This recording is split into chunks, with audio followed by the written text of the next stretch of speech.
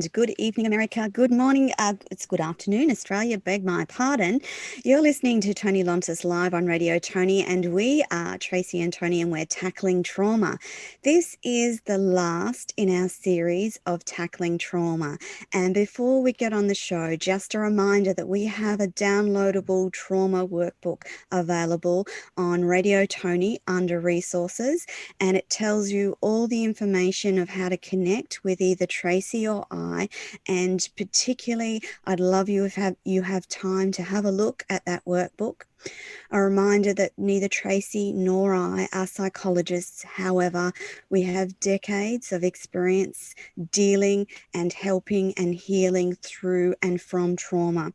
So a warning that if you get triggered by anything that we discuss on the show today, please reach out and talk to someone. Don't bear that alone. And before Tracey introduces me, we're swapping roles today. Normally I'm the lead, but we're going to swap this week and let Tracey do the lead. But I want to tell you about the gorgeous person that is Tracey Horton. She is an international award-winning speaker, author, and qualified life coach. And for over 25 years, she's been helping people rebuild their lives and recover from trauma to live the best versions of themselves. I've had the most pleasurable time working with Tracey. Not only is she a wonderful business colleague, but truly one of my best friends in the world, and I love her dearly and feel incredibly safe allowing her to interview me for the first time in a very long time. So wonderful people, we're going to get on with the show. I don't know what it holds, but I am in Tracey's hands today, and over to you. Here's the glorious Tracey Horton. Hello, everybody. You know, one of the reasons I'm doing this show is because of Toni Lontis, who is just one of the most incredible people. And every now and then you meet people that just impact you heart to heart. And for Toni and I, that was a definite instant connection moment for us. And so today, being the last show, because she does hold such a beautiful story and she's such a great example of someone who has gotten through it, I said to her, let's reverse roles and let's just talk about you today. So my gorgeous friend, Toni Lontis, lives on a very beautiful farm with her gorgeous husband. She has 2 grown children that don't live with her and a bunch of animals. There wouldn't be an animal I know that wouldn't be welcome at that farm. Toni has a heart for animals that's a second to none, and a green thumb. So at any time you would to ever see her backyard, it is always in full bloom. And how she does that, I don't know.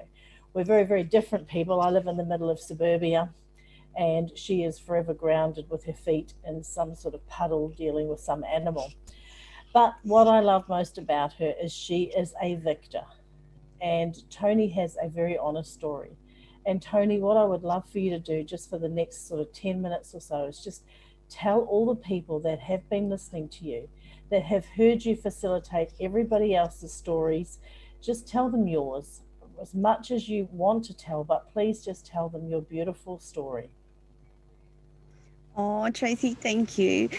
Tracey knows how much I adore my animals, and they've also been so much a part of my healing. I have 2 llamas and 7 goats, 2 dogs, some recalcitrant ducks that wander in and out, and 1 very cranky chicken.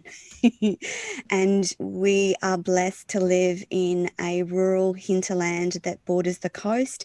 We have our own orchard and we produce much of our own fruit, not so much the veggies because I haven't had a lot of time this year, but the goats actually eat lots of hay, which produces the mulch for the garden, and the llamas have the wonderful ideal of pooing in one spot, so they provide the fertilizer for the whole farm. So we are very blessed, and again, that's been part of my healing story and journey. So beginning at the beginning, I was born in the late 60s, and I was born with a congenital facial defect called a pre-auricular sinus. These congenital defects happen in about 1% of the population, and they are nasty little things. They present as a tiny hole on some portion of the outer side of your face, usually around the ear somewhere. And they are problematic in that they are forever getting infected. And usually they are in close proximity to that vital facial nerve that helps you smile, wink, eat, close your eyes, raise your eyebrows, etc.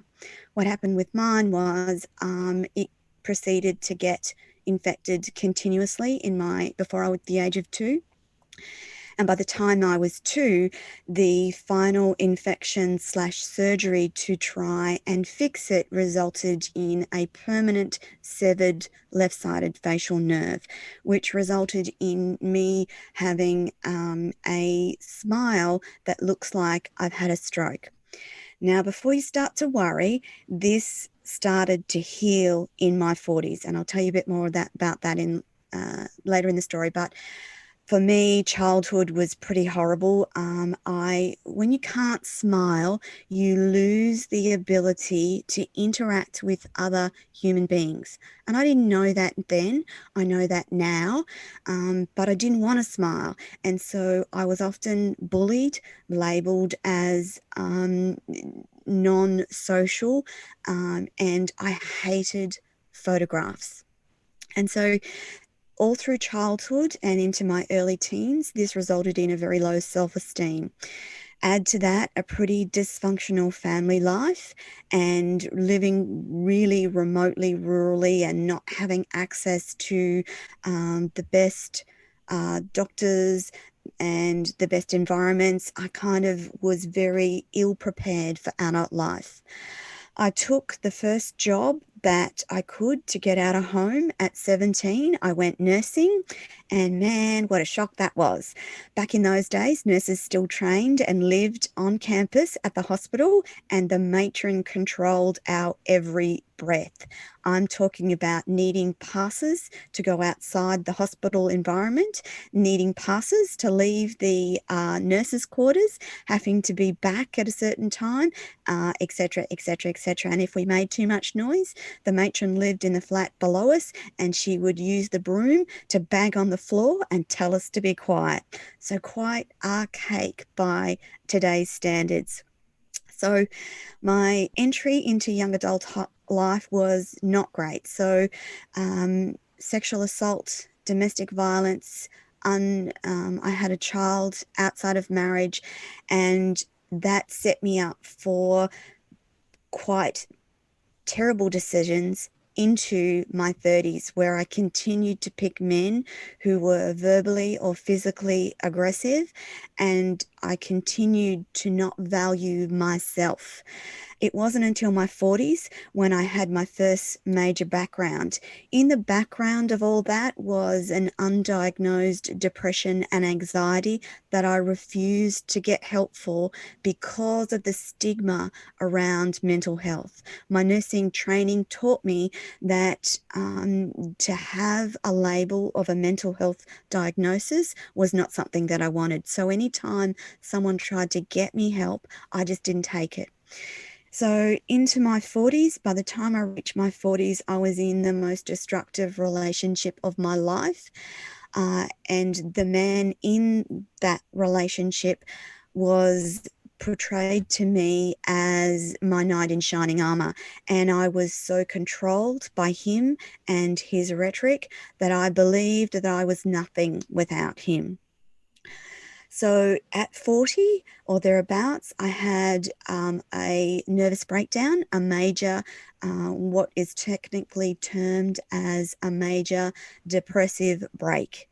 Finally, I went to a doctor and was absolutely blessed to have a GP who sat me down and said, Toni, your mind, body, and soul has had enough. I am begging you to stop. We need to get you on some medication. We need to get you some help, and I need you to start healing. And for the first time in my life, I actually listened and thought, oops, this is not great.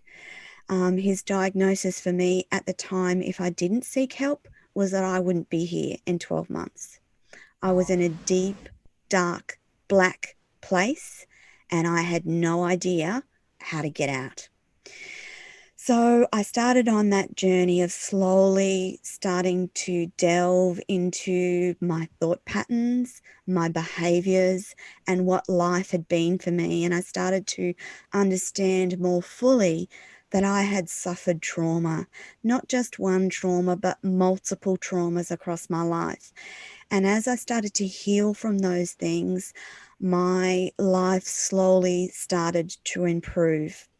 Um, it was also at this time that I had my daughter disclose a history of sexual abuse at this man I was about to marry at that time.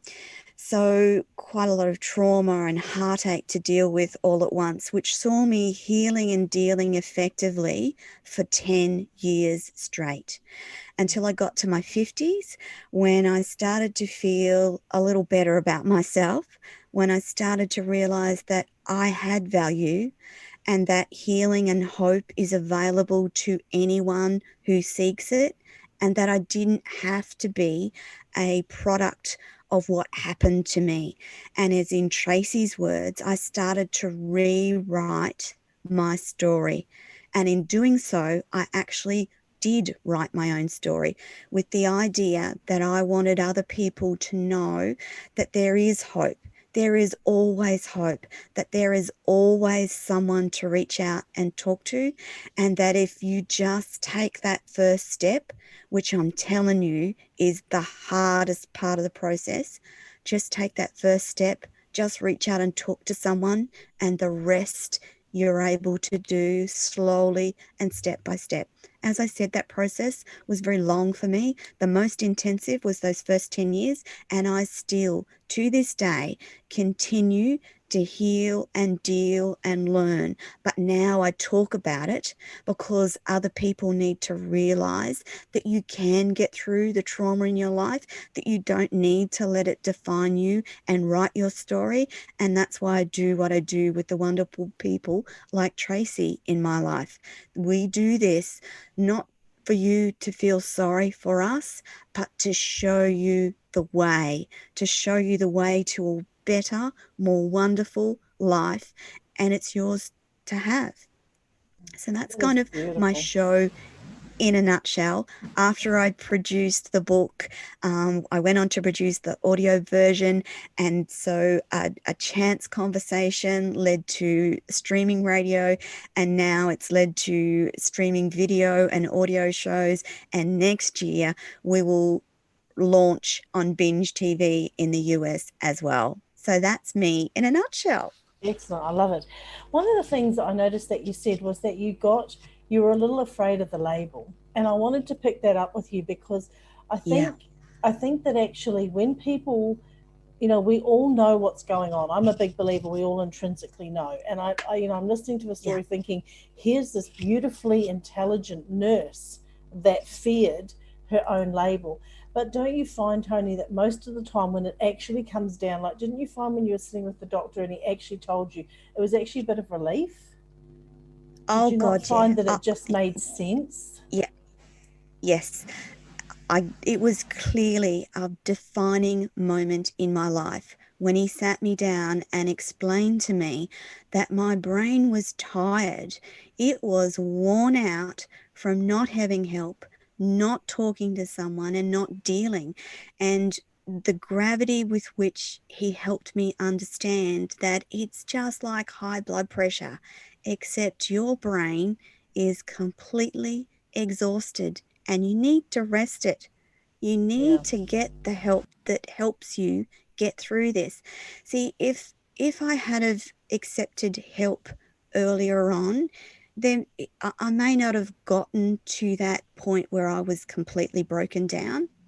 And I guess that's part of the passion why I talk about it so openly now, is because I don't want other people to get to that point, and you don't have to.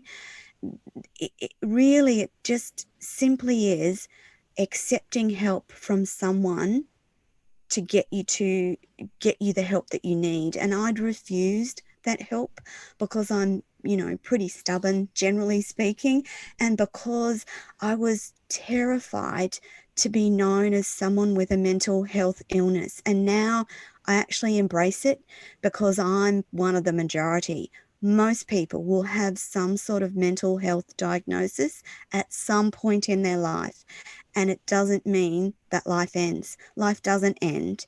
It just becomes a new reality.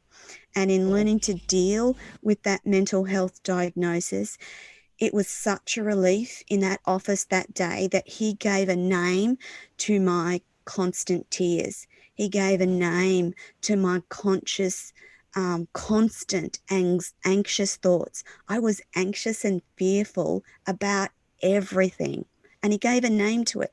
And that was an immense relief, an absolute immense relief. Even though I was still crying in his chair, I'm like, oh my God, there's a name for this. I'm not I'm not crazy. So that's the thing. I don't want to be known as crazy, and it's not crazy. It's just the way your unique brain has coped with trauma. And Sure. once you learn that, understand it, things get better. Yeah, for sure. And I think sometimes too, I don't know if you agree with me or not, but I find that people get a bit confused around nouns and verbs. And label is a verb, it's a Yes. descriptive word. You know, when you look at a label in your clothing or you look at a label on a jar, all it's doing is describing the contents. And I find for Yes. me, because as you know, I too have had people give me labels, and I have a son with an Yes. autistic label, a grandson with an autistic label. But all I find they do is they're just descriptive words. They're not nouns. They're not who we are. You know, you're not Yeah. Toni depressive. You're Toni Lontis who Yes. suffered depression. You know, and I think sometimes Yes. we fear this because we get it mixed up. We think, you know, this is the noun that says who I am. No, it's just a verb. A label is a description. Wouldn't you agree? Yeah. And that we don't need to Yeah, fear them. absolutely. Yeah. Yeah. Toni, I really love your story about depression, and I'd like to focus on it for a couple of minutes because we're heading into Mm. Christmas. And Yes. I think it's a really hard time for people that have true depression when everybody else Mm. is around them, forcing them to interact and forcing them to get happy. And I think there's a lot of self condemnation and guilt that comes on some of these people. So I was wondering if you could talk about how you handled those first few Christmases and family gatherings Yeah. when it was new and raw to you, when you were so Yeah. still in that place. Yeah. Yeah. I actually had to learn about creating boundaries. And I have to confess that I was slow to learn that. Um, I- and creating boundaries is about protecting you and your healing. And for me, I needed to realize that I'm not going to feel like always being happy, and that's okay. You know, you don't have to be happy all the time. You are capable of being happy and joyful and all of those things. But when you're first dealing with that deep, dark depression, it is incredibly hard to be around other people that are naturally happy. And so I had to put boundaries around what I did and who I did that with. And it took me probably 5 years to work out how to do that and what that meant. And it also meant having courage to say, no, I won't be attending that Christmas barbecue without an explanation. Just, no, I can't come. No, I won't be there. And realizing that I didn't need to explain to anyone, but I needed to protect the healing that was happening in my life. I think that's really important when we come to Christmas, particularly anyone who's been diagnosed with depression this year. Understand that Christmas will be tough. That's okay. You will get through it, but you may need to step back and not do all the social things that you normally do. You'll get back to it. You'll be able to do that again. But if you're new in your diagnosis, please protect yourself. Please protect the conversations you have with people that don't understand. And when I say that, I understand Tracey because I've had depression. I understand other people with anxiety disorders because I've battled with that. The beautiful people who've never had to battle with depression don't always understand. And that's Okay, that's not a judgment of them, but if you've got depression and you need to talk to someone, please pick someone who understands depression, a clinician who specializes in that area.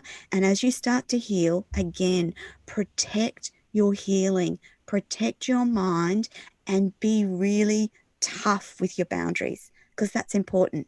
You will get back to doing the things that you used to love and do, but protect yourself, particularly at Christmas. Yeah. Did you And find that, Tracey, that you had to learn? oh, definitely. And it was like I said last week, it was difficult for me because I cut a lot of Yes. cultural barriers that you don't touch. They're non-negotiables. But this year I've worked with a lot of young people with depression and Mm. anxiety. And one of the things I've been saying to them in the last couple of weeks is it's okay to have this moment. And if you don't allow yourself to have this moment, you're going to have it some other Yes. time. So, like, I don't know what it's like in America, but I would presume it's very similar to here. People have hit mid-December, they've hit the 10th of December, and they're going crazy because we're Yes. we're desperate. We've had all our boundaries lifted, so we can actually be together now. And people are desperate for Mm. connection. They're desperate, and so they're going shopping and they're doing all this stuff and they get making all these plans Yes. because we've been shut off a little bit. But I say to my clients, because I've got one little girl and she's listening today because she's really struggling to do this. And I said, it's okay to have that moment. Oh, It's really okay to have that moment.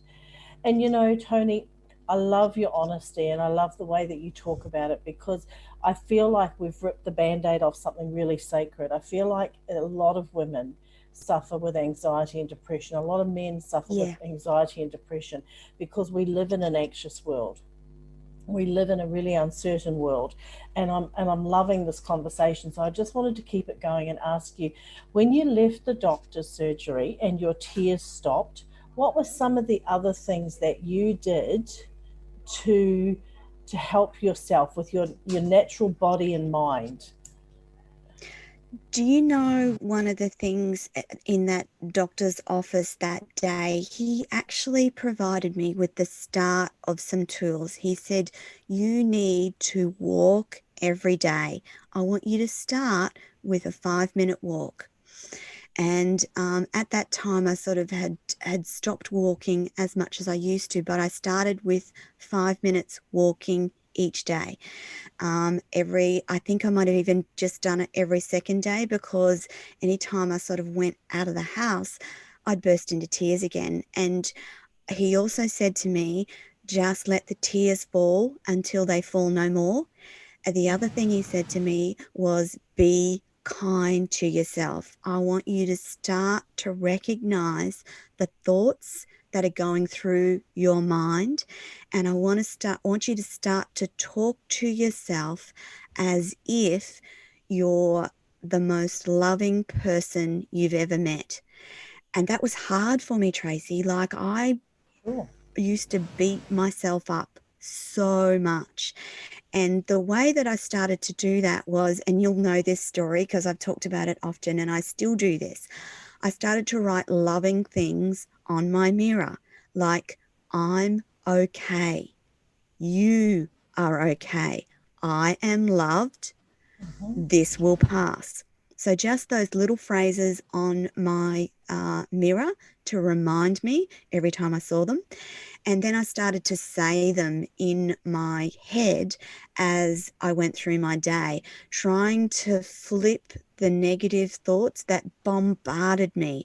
Like I used to think of them, I used to think of my positive thoughts like the old Pac-Man game. So there was all these little negative thoughts running around my brain, and the positive thoughts were the Pac-Man coming along to eat them up and take them all out of my thoughts. That's how I had a visual of my brain trying to grab these negative thoughts, munch them out, and replace them with good thoughts. So the other thing is absolutely be kind to yourself. Be really kind to yourself. Allow yourself to have those moments. If you need to cry, then cry. If you need to yell and scream, then yell and scream. I had a pool noodle and I had moments of intense anger. When I felt those moments, I would grab that pool noodle and I would hit it on the bed until I exhausted myself. So these little tips are what helped me start to heal and deal. And the other thing that I found really important was when life was really, really tough, when I was in that big, deep black hole filled with anger and rage and tears, I just started to say to myself, this is really shit, pardon the French, but I just need to breathe. Breathe in and breathe out. Sometimes I could only manage that for a minute at a time. In that really intense period, a minute at a time. And then I'd have to go and have a smoke or have a drink or whatever it was, because I smoked heavily and I still drank heavily at that time. But slowly, as I consistently started to do these things, and I didn't beat myself up if I didn't do those things every day. I just started every day with the intention that I was going to try as many of those little tips as I could, with the understanding that I need to be kind and loving and patient with myself. It had taken 40 years to get to this point. It wasn't going to change overnight, Tracey. Like, No. 40 years is, you got to take it slow and you've got to be kind to yourself. So for your beautiful young lady listening, the biggest thing is be gentle, loving and kind with yourself. Allow yourself to feel angry, to feel sad, to cry, but do some things that help you pass through those moments. Little simple things that work for you, and it is about finding what works for you. So listen to other people's suggestions, and I'm sure Tracey's got some fabulous suggestions as well. Yeah. You know, Toni, I love this. I love this conversation because we're demystifying and debunking something that shouldn't be precious in our society. You know, if a woman's Yes. pregnant and she wants to eat odd food, we accommodate that. And if Yeah. a woman has cancer or a man has cancer and they don't want to eat, or they want to go and spend $1,000 on something crazy, we accommodate that. And yet it's funny that when Yeah. we look at somebody with mental health still drinking, we kind of want to stop them. And I love that you said Yeah. that. I love that you addressed that, we just have to be kind. We have to Yes. take it a step at a time. I'm very close to you, so I know you're not a heavy drinker or a smoker now. And, but Mm. I love that you embraced that. I love that you gave yourself that permission, because I think that mental health should be treated exactly like those other conditions I just talked about. It's something that's gone wrong. Yes. Something's just debunked in the Yes. system. There's been a glitch. There's been a stop, and I think the more normal we made it. It sounds like you made it really normal. Sounds like you just, once you Yeah. got to breaking point, you just walked into it and you Yes. felt it. And I would imagine that's probably why you healed so well. Would you say? I think so. As you said before, Tracey, that moment in that doctor's surgery where he actually gave me permission to label what my life was and what was going on in my brain, that was immensely helpful. Like, you can't underestimate that initial, I think this is what's happening. And it was just like, oh gosh, that makes so much sense. And it was very much like he gave me permission to understand my diagnosis and to start slowly working on it. And I say slowly because you really need to take it at a pace that is uniquely you. And some people will move through those things faster. Some people will move through those things slower. It's very individual. And giving yourself permission to take the time that it needs is the start of it as well. And demystifying it, like making sure that you understand that the way you feel is the way you feel. It won't always be that way, and it will pass. It's going to be okay. All those sorts of things helped me. And yes, a bottle of red wine at night and 40 cigarettes a day helped at that time. I didn't have to tackle those things right there and then. There was No. plenty of time to tackle those things a year or two down the track. Yeah. And I love that. I love that. I love the realness of that. I really do, because I want to demystify it. I want to debunk it. I don't want people feeling bad. It took you 40 years to get to that doctor's office. It wasn't going to Yes. take you 4 months to get better. it was going to be a process. We all knew it, as Yes. with me, it took me 20 years to start my ball Yeah. rolling. And then people would say to me after 6 months, are you still on that tangent? Are you still, what's with your boundaries? You're not over it yet. I was like, come on, guys, Yes. 20 years, and you're looking at me in 4 months' time saying, you still can't come to family events, Tracey? You're still making it about you? Yeah. And I think that it's really good Yeah. that we do explain to the listeners it's going to take time, because it took Yeah. time to get there. So, Toni, I would imagine, as with every woman who got to that breaking point, you had around you family and friends that were contributing to it. Can you talk a little Yes. bit? Can you talk a little bit about the courage it took to step Oh, away from them, address them, or refocus them, or educate them? Because I think most of our listeners aren't going to the doctors like they should, like you and I once did, because yes. of this. So could we just unpack this for a little bit Yes. together to help them?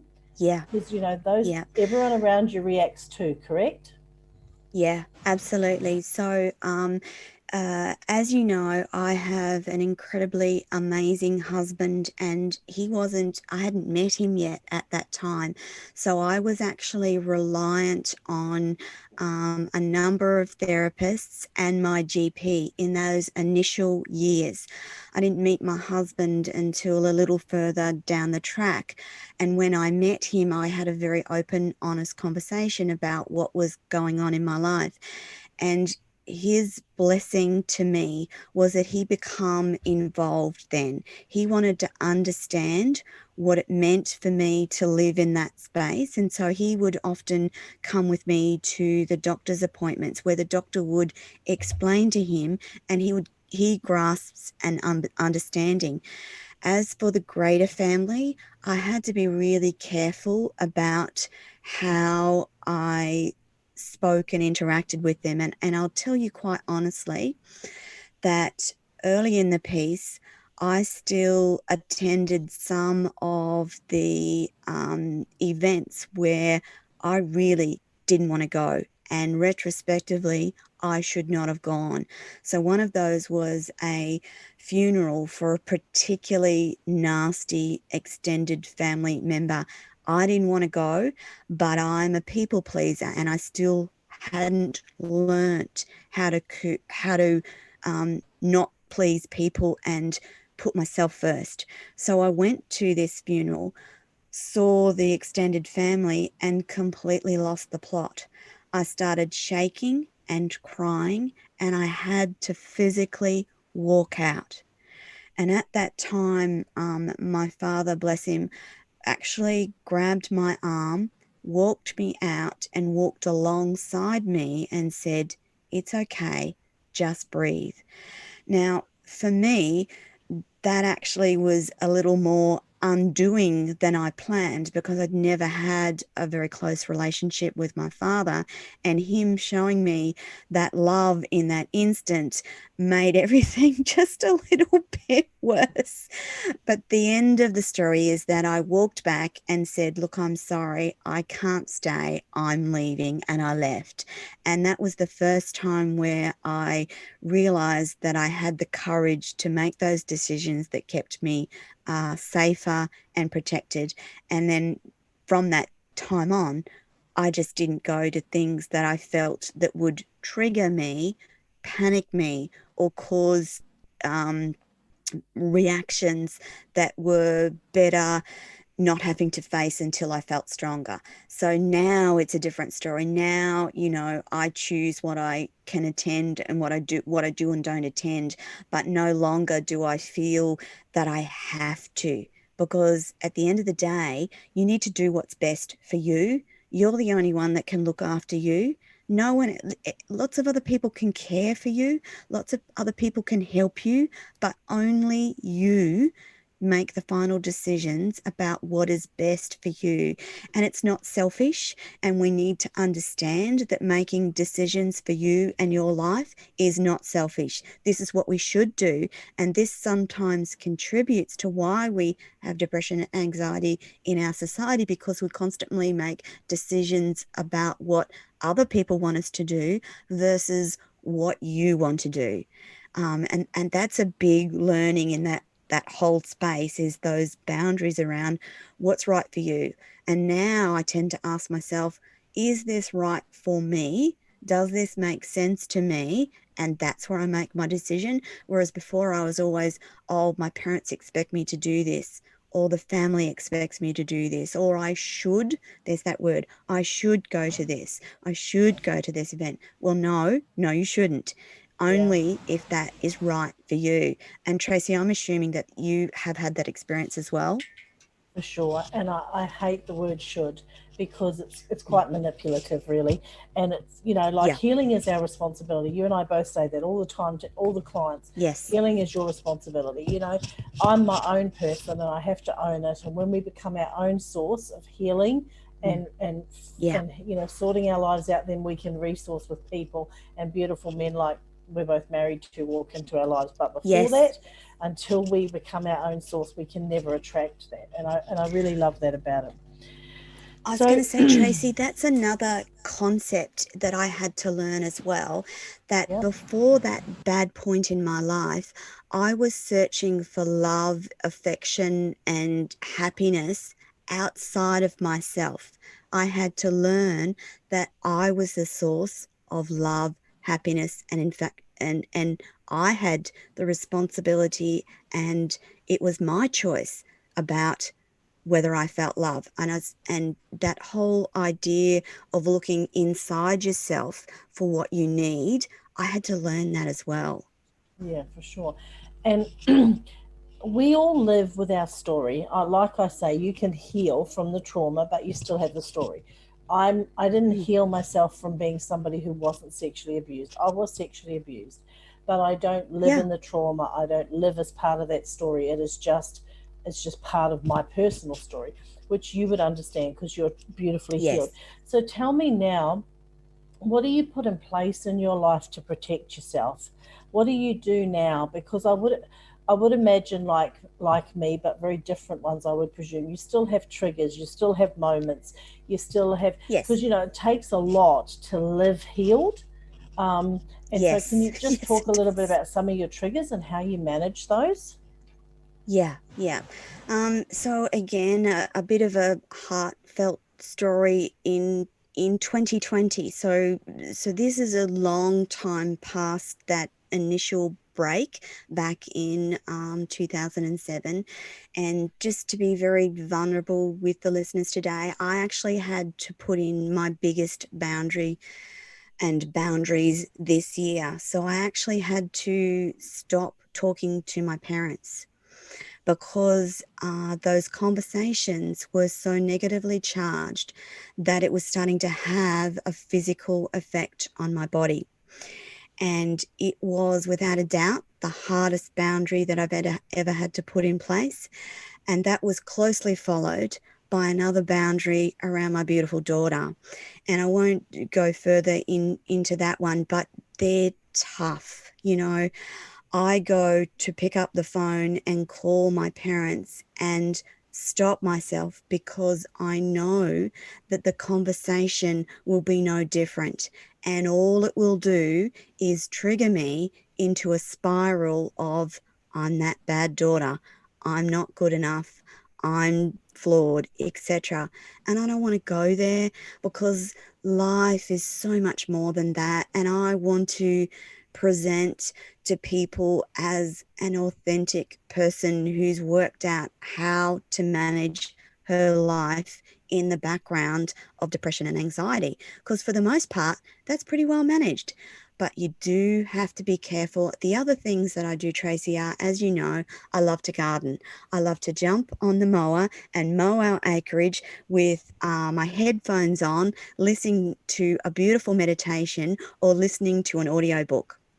And gardening is my outlet. I love walking along the beach, and I know Tracey does too. Putting your feet in salt water. Salt water is incredibly cleansing.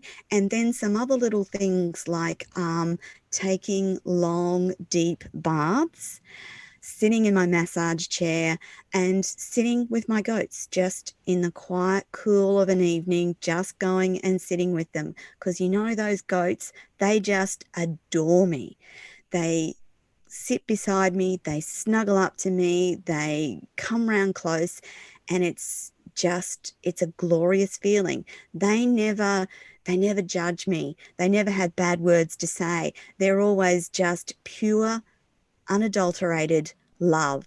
And so if people find those things that are special to them, and for some people it might be going on a big bike ride, it might be hiking, it might be time with the grandchildren, whatever it is for you that makes your heart feel that beautiful, abundantly joyful, grateful, gracious feeling in your heart, do that, and do it as often as you need to fill your cup up, because the world will keep coming at you, and if you don't do that, it keeps coming at you no matter what.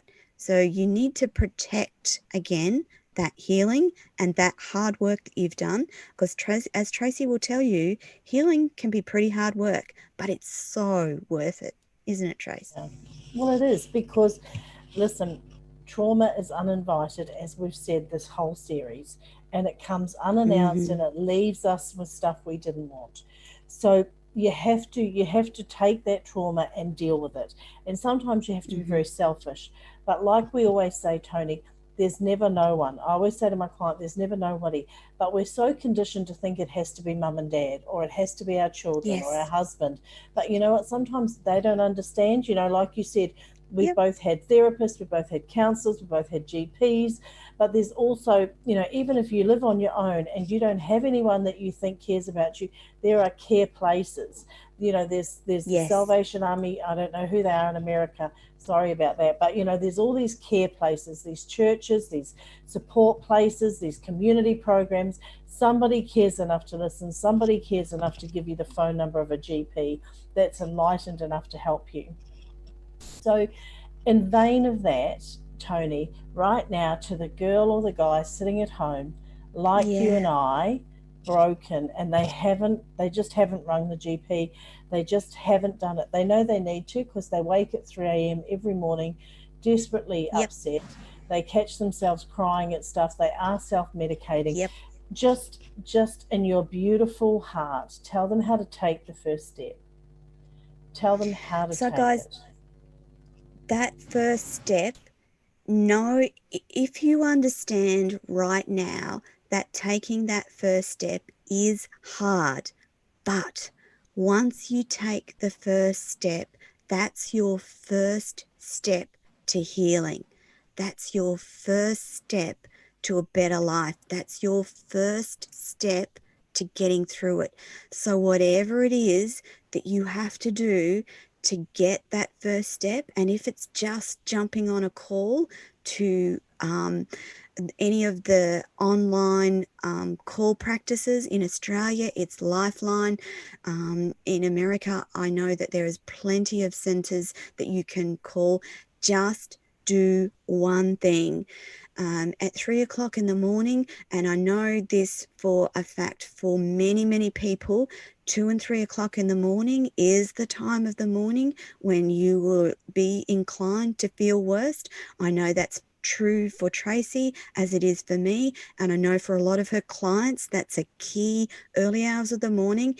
In that instance, when you feel like you can't do anything else, jump on the computer and Google help needed. You'll be surprised at the amazing amount of help available to you in that instant. And all you've done is jump on the computer, your phone, your laptop, whatever. If you're by yourself, that's the best strategy. And make an appointment to see and talk to someone, or talk to someone in that instant. There's always someone, no matter where you are in the world, no matter what country you are in the world, there is always someone that will pick up that call. And that's the start of it. That's all you have to do. That one little step right there and then, when it feels like the world is imploding and you can't go on, that's all it takes. The first step is the hardest. After that, everything starts to get a little easier. Yeah. And it might Sure. take a while, and it might take uh, an extended period to get through. But all you've got to do is take that first step, make that call, connect with that friend, take that chance, because you will be rewarded in getting through whatever it is that is troubling you and causing you such depression and anxiety and heartache and pain. You know, Sure. you don't want to go through life living in pain, do you, Tracey? No. And Toni, people told me this, but I never believed it till I did it.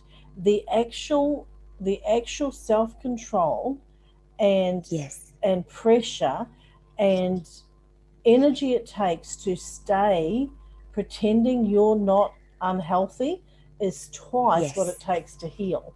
It's just that stepping yes, over. It's just that stepping over. It's just taking that first movement. And the show is quickly coming to an end, and we are sitting at Christmas. And I yeah, always think to myself that it is always bittersweet for most people, because yes, seldom does any family get together and somebody isn't missing from that year. Somebody yeah, passed away, somebody moved away, somebody made a decision. Every yes, year our family gets together. We're never the same people we were a year ago. It's always yeah, different. And you see it mostly in the children who have sprouted up and changed. yeah, And so I made a decision consciously, because in the Tongan culture we give something of ourselves. yeah, We don't buy traditional gifts. We give something of ourselves. And so mm, I made a conscious decision a couple of years ago to give my children every year a portion of my life in written form, because I'm an author and a writer, and it's the thing mm, I love to do most. And it's been really amazing how after just a couple of years they're looking forward to the next one, and how much they've learnt. But what I've realized is that every person has a story. Every person yes, has something that other people need to hear. And so, yeah, Toni, as I hand back to you and we round out the show, just tell people the value of their story, because Toni, your mm, your story impresses me and encourages me every single time. And as you know, earlier this year, one of my daughters became very ill yeah, very suddenly, and your strength and understanding of what she was going through really did help me not to fall apart and implode in a moment when I really needed to be strong. And I am forever grateful. So just as I hand back, and I hope all the listeners weren't too bamboozled today as we swapped roles, because I don't think I was quite as professional as you.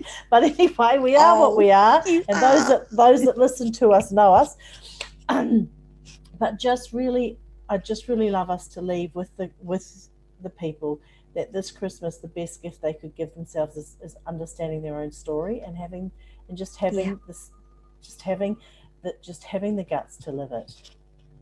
yeah. There's such power in your own unique story, whatever that is. It is uniquely your life and your story. No one can take that away from you. And absolutely, other people need to hear about you, because the tips and my story will help